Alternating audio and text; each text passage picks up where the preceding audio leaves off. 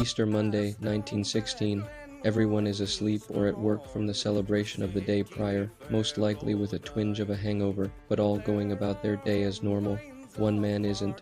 He stands uncomfortably shifting his weight back and forth when he sees a guard standing by a gate. He reaches to his side. Crack.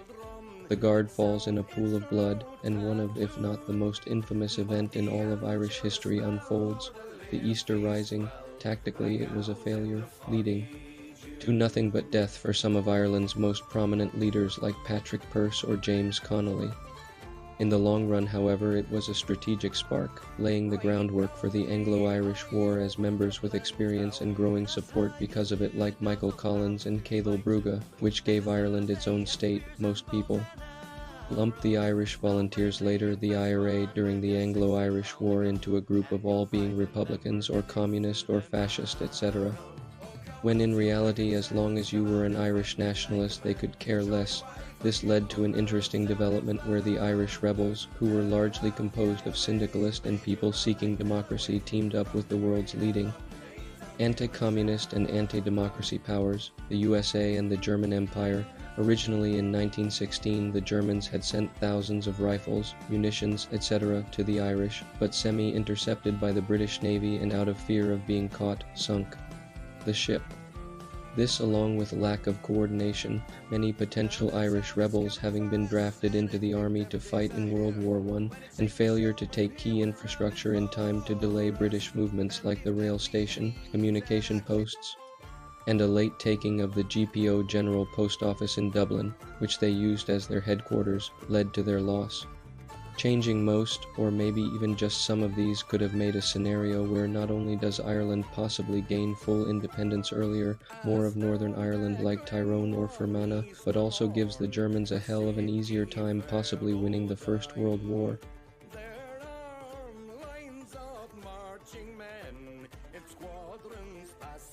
The Irish Republican Brotherhood, which was an organization fighting for Ireland's independence and had much sway over the less organized Irish Volunteers, was divided into the normal parts and the Military Council, the normal parts of the IRB.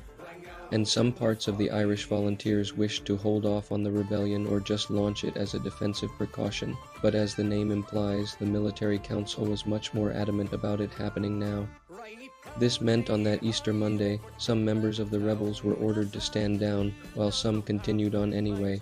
If we have Eoin MacNeill, the official leader of the Irish Volunteers, not to order members to stand down and instead be supportive, we would see a much more broad, cohesive conflict, more akin to the Anglo-Irish War perhaps than how the Rising actually went. A reason he may choose to do this is if the previously mentioned German shipment arrived as scheduled. There were some miscommunications about when and where the shipment was supposed to be dropped off, leading to the Germans being at a shore with no Irish waiting to unload. If we had them wait at the correct time and spot, or just not have the German ship seen, the Irish would have had much more supplies and confidence for the coming rebellion. By also having less potential Irish rebels join the British Army, and just a general higher support like seen in 1919 for a republic in 1916, it would have been much easier. Much of the rebel force rode the initial wave of patriotism to fight for Britain in World War I, but regretted it in the long term. The general consensus was a very, very now or never attitude due to this. As the song Foggy Dew, written in 1919 about the Easter Rising, puts it, "'Twas better to die 'neath that Irish sky than at Sulva or Sud El Bar," referring to Gallipoli. Just having more rebels not sign up would likely be enough when put in tandem with these other factors.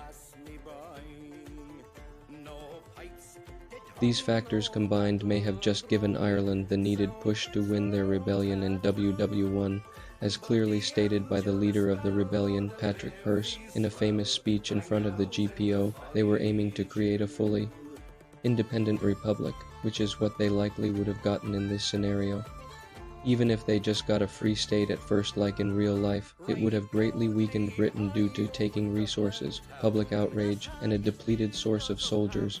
In our own world, Tyrone and Fermanagh tried to join the Irish Free State, but were forced to remain by the British. In this case, where the UK is busy in France, they may not be able to stop them, and Ireland gets a sizable portion, if not most or all of the north, depending on how successful they are.